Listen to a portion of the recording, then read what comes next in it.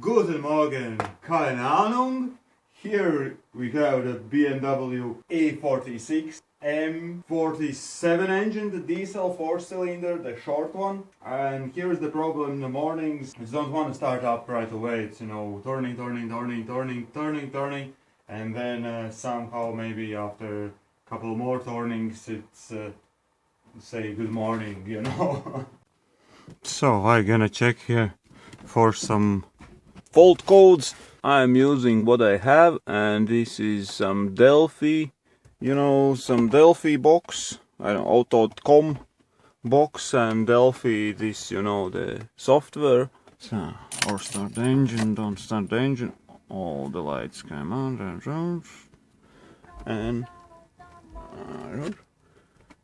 and here we're gonna press OK, fault codes. And there is cooling fan. He said something about that. There is the cooling fan. There was a problem, some damage. Rail pressure control at start. Fuel rail pressure sensor circle. Unknown fault code. Boost pressure regulator. Oh, here is all full jackpot.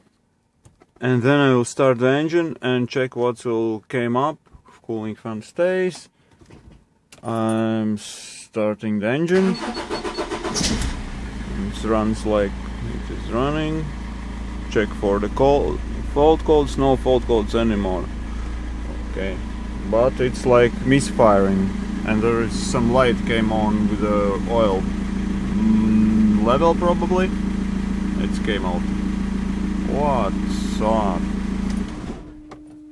So let me think about it. So I was like thinking about all this, what's happening, what's wrong, and about the low pressures on the rail or these sensors and stuff. And I found what only I could find, and Delphi was rail pressure. I really don't know why it's showing up 4 bars when the car is shut off, and when we starting up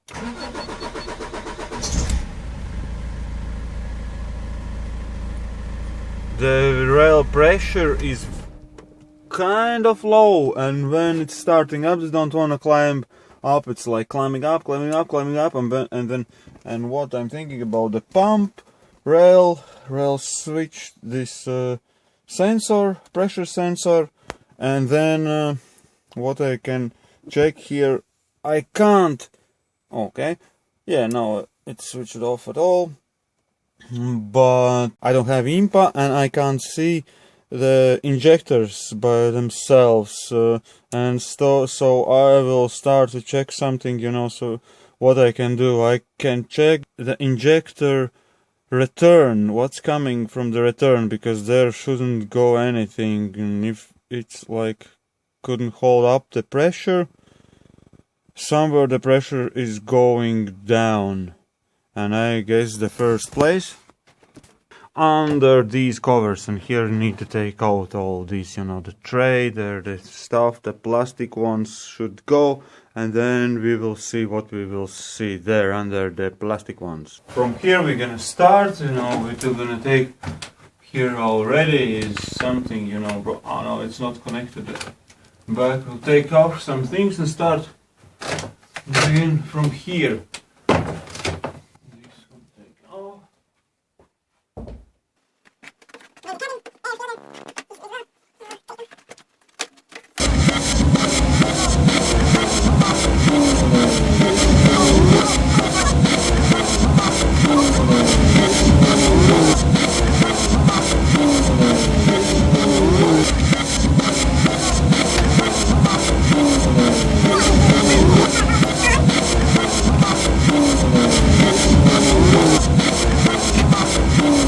You use some torques on 30.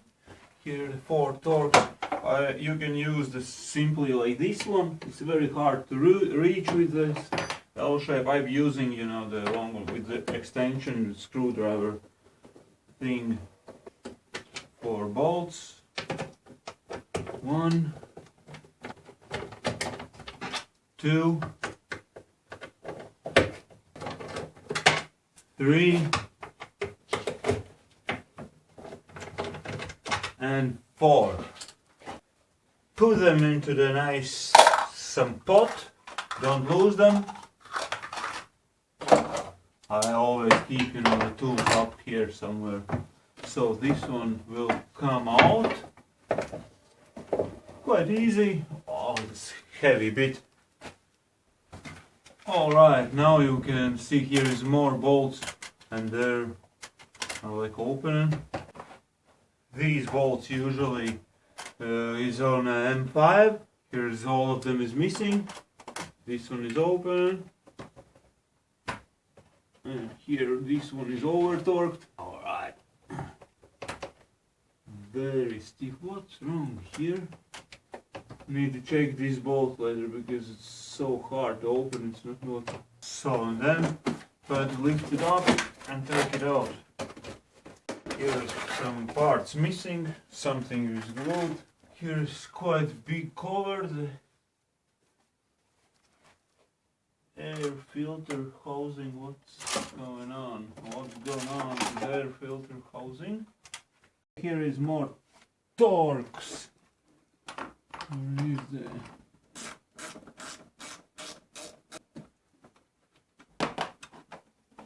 Get out the other side bolt.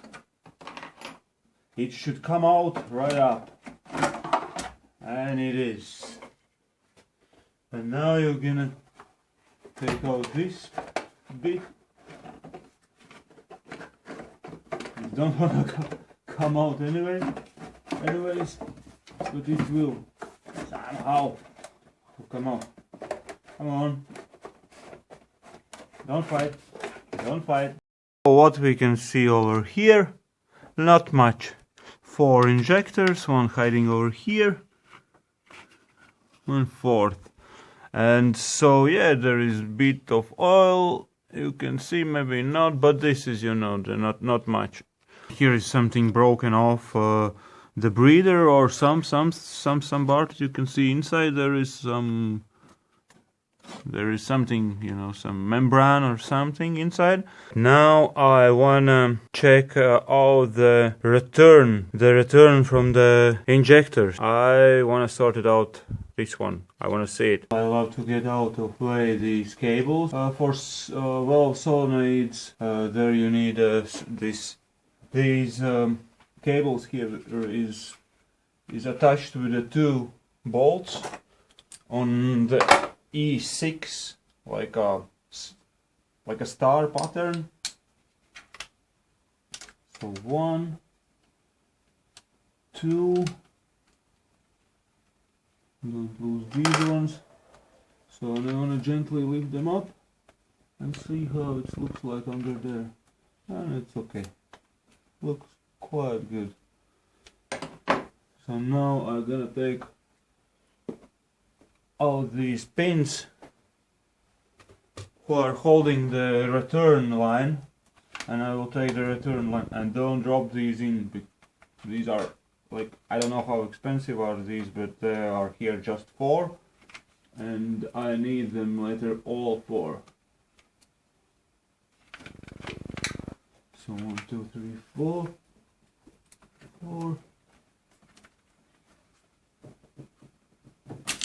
Okay, I dropped one, but I can see it, and I will try.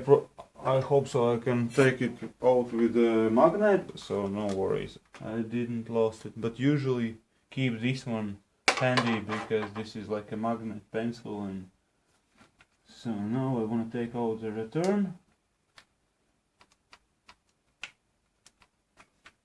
1, 2, 3, and 4. Okay, this came out kind of hard.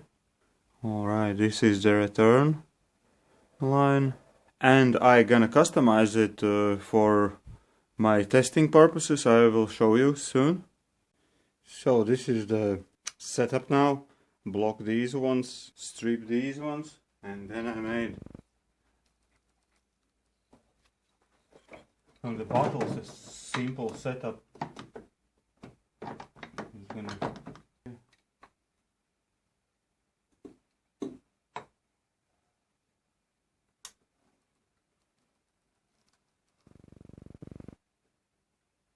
The second bottle is connected to the return on the second injector.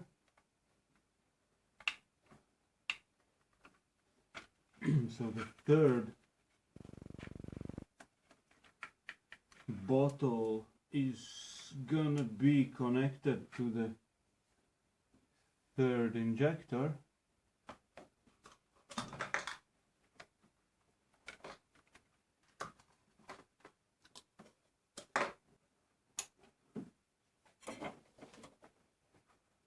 Here we can see here is 4 bottles, clear bottles, and with the same length, you know, the 4 pipes. And the first bottle is connected to the first return. The other side is like blocked.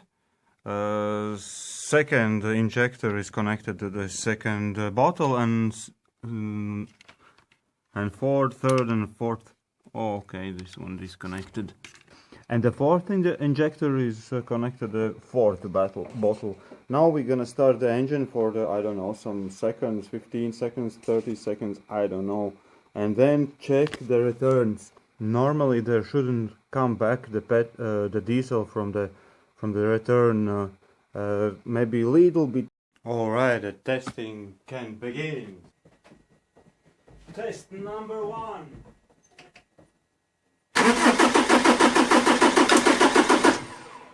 And the second attempt.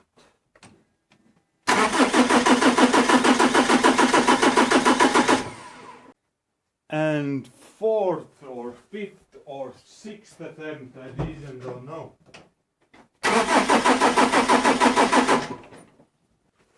Not good.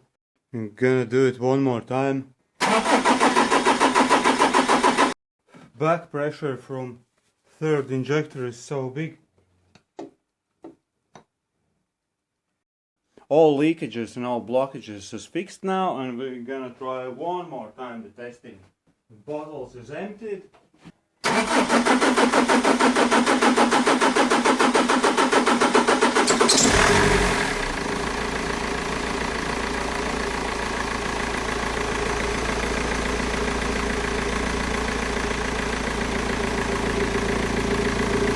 Let it run for some while, and then we will see, you know, the results.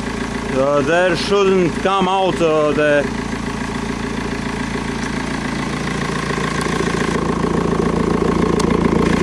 And now we can see in the first one there didn't go inside, you know, there is practically no return. The second one there is something, but it's not much. The third one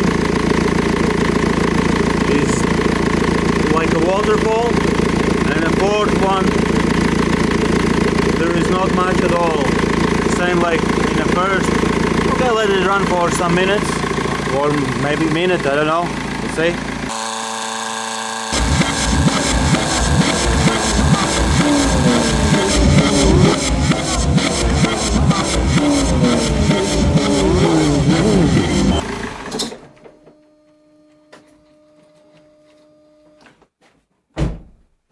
So here's so much smoke. I'm going outside for some while to, you know, here's so much smoke. And here, after this test, we can clearly see how the diesel is in the bottles. Like in the first one is that much, in the second one is pretty much same, in the third one is, I don't know, some 5 times more, and the fourth one is just, you know, on the same bottom. Then this means this injector number 4 is in the best shape.